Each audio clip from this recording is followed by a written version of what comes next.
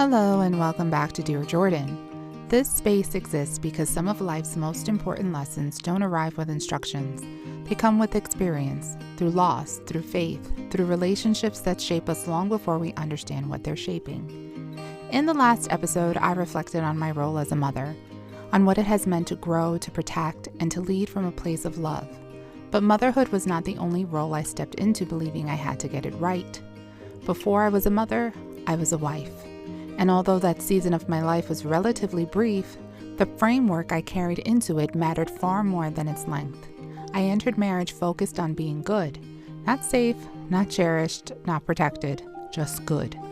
And that lens shaped everything that followed. There's a truth I want you to understand early, Jordan. Some people will always remember you as who you were when they had access to you.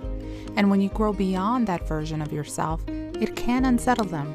Not because you've done something wrong, but because the dynamic has changed. This letter is about that shift. So as you listen today, I want you to do so gently. This letter isn't rooted in blame.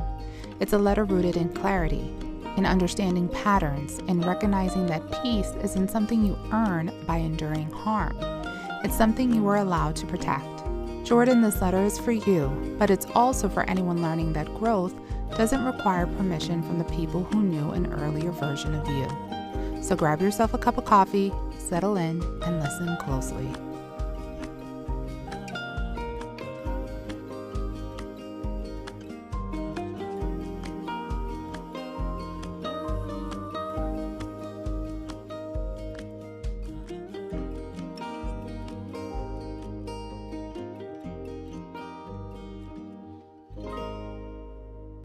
Dear Jordan, when I got married, the one thing that consumed my mind was being a good wife.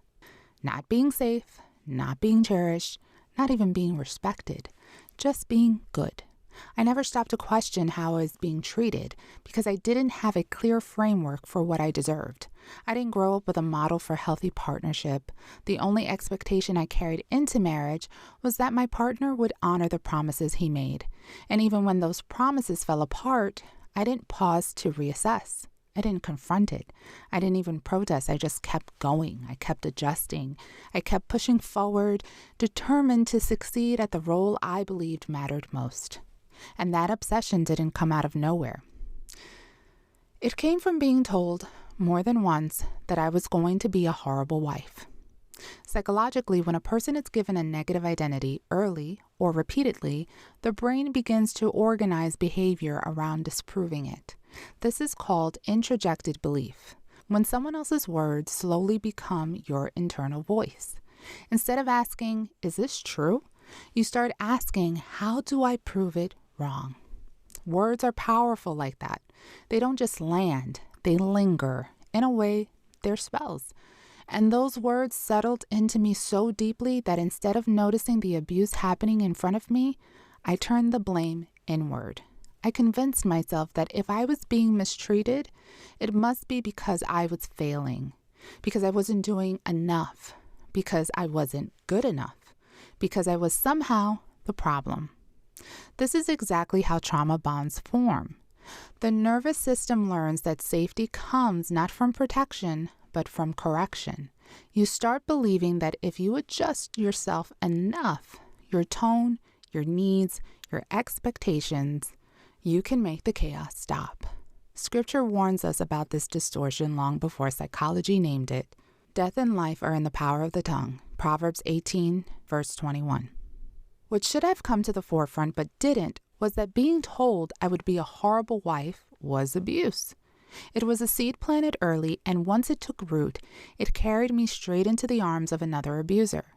I entered that relationship already convinced I needed to prove something instead of protect myself. And I didn't protect myself because I wasn't taught to. I wasn't taught that my needs mattered.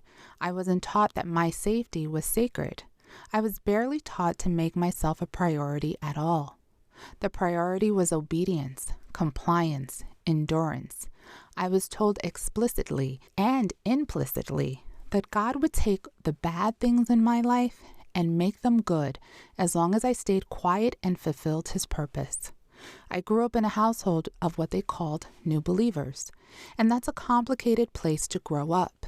New believers are often still healing, still learning, still carrying unresolved trauma while trying to interpret Scripture through the pain they haven't yet named.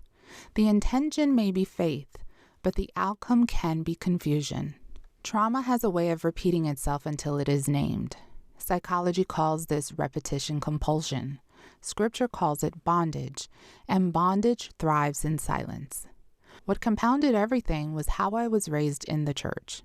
Christian women are often taught that submission is a posture we're supposed to assume permanently, that the husband is the head of the household, and our role is to respect that without question, without pause, and often without safety. What rarely gets explained is what submission actually means. Biblical submission was never designed as obedience without protection. Ephesians 5 begins with, "Submit to one another out of reverence for Christ." Mutuality, accountability, love rooted in responsibility, not hierarchy without restraint. We are still human. We still have minds that think, voices that reason, and identities formed long before marriage ever enters the picture. We live independently. We grow. We learn who we are, and then we choose a partner to walk alongside us. Submission is not meant to be demanded. It's meant to arise naturally. Forced compliance activates fear. Natural submission only exists where safety lives. And safety exists when the person you've partnered with is fulfilling his role in the marriage. That role is not dominance. It is protection.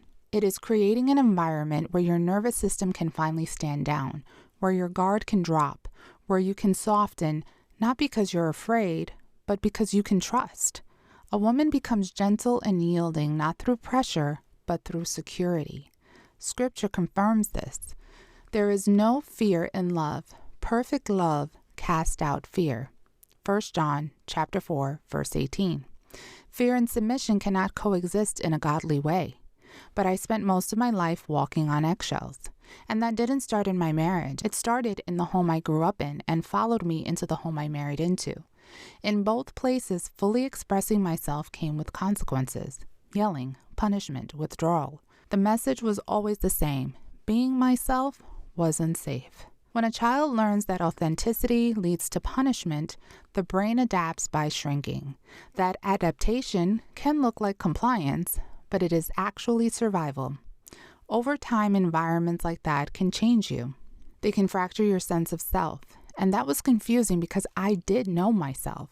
I knew I had opinions. I knew I had discernment. I knew what kind of wife I wanted to be. I wanted to be soft. I wanted to be generous. I wanted to be submissive in the truest sense, loving freely, not fearfully. These desires were never wrong. They were good. They were holy. They just needed the right soil to grow in.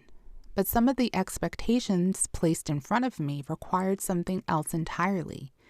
They required self-betrayal. They required sacrificing my safety, my integrity, and my voice. And submission that demands self-erasure isn't godly. It isn't love, and it is not what God intended for marriage. What does the Lord require of you? To act justly, love mercy, and walk humbly with your God. Micah chapter 6, verse 8. None of that includes disappearing. Now, this is where things get complicated. When you finally wake up from the fog of abuse, when your nervous system exits survival mode, something remarkable happens. You begin returning to the person God intended you to be before the trauma ever took root.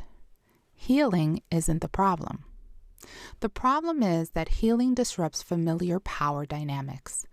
The people who knew you when you were quieter, smaller, more accommodating, your abuser, those aligned with them, or anyone who benefited from your silence, often expected you to stay that way. So when you create boundaries, when you say no, when you build a life that protects you first, outside of your responsibility to your children, you're suddenly labeled difficult, cold, confrontational. Boundaries feel like betrayal to those who benefited from the lack of them. But that doesn't make your boundaries wrong. You don't crave chaos. You lived in it long enough. What you want now is peace, real peace, and peace on your own terms. This is the moment where peace becomes non-negotiable. Jesus himself withdrew from crowds, from pressure, from expectation. Even he chose peace over proximity.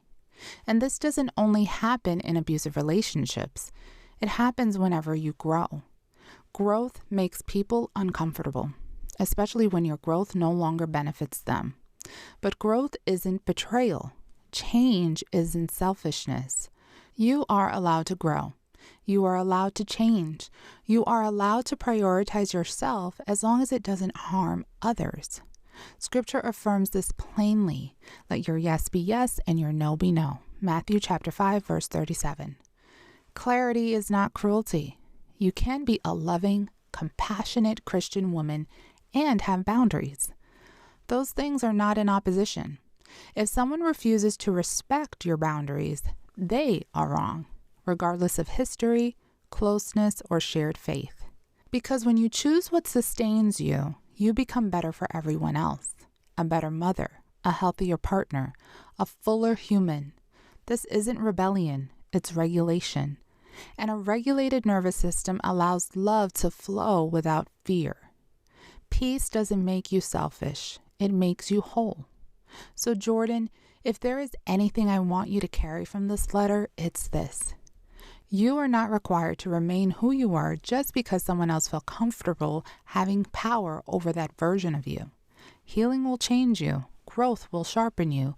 Peace will rearrange your priorities. None of that makes you cold, unloving, or difficult. It makes you honest. Some people will miss the version of you that stayed quiet, over-explained, and folded herself into smaller shapes to keep the peace. Let them miss her. She was surviving. You are living.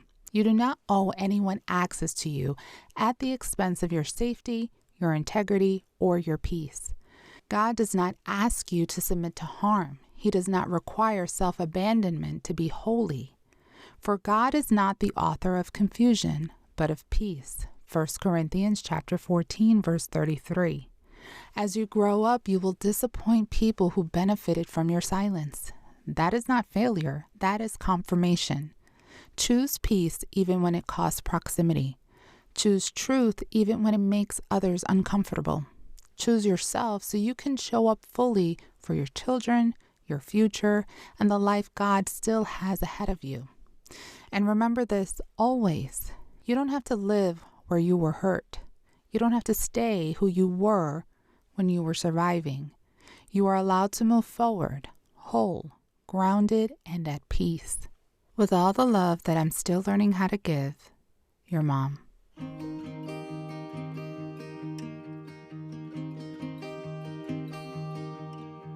As we close this letter, I want you to remember this. Healing doesn't make you hard. It makes you honest. It brings you back to yourself.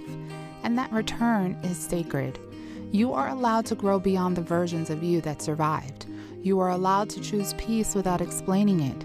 You are allowed to protect your voice, your safety, and your future without guilt. If this letter resonated with you, I hope you'll stay with me. Dear Jordan is available on Spotify and on all major podcast platforms. You can follow the show to receive each new letter as it's released. And if you feel led to share this episode with someone who's learning to choose peace, I hope you do. Sometimes the right words find us exactly when we need them. Until next time, take care of your heart, protect your peace, and remember, you don't have to live where you were hurt. This has been Dear Jordan, Letters to My Daughter.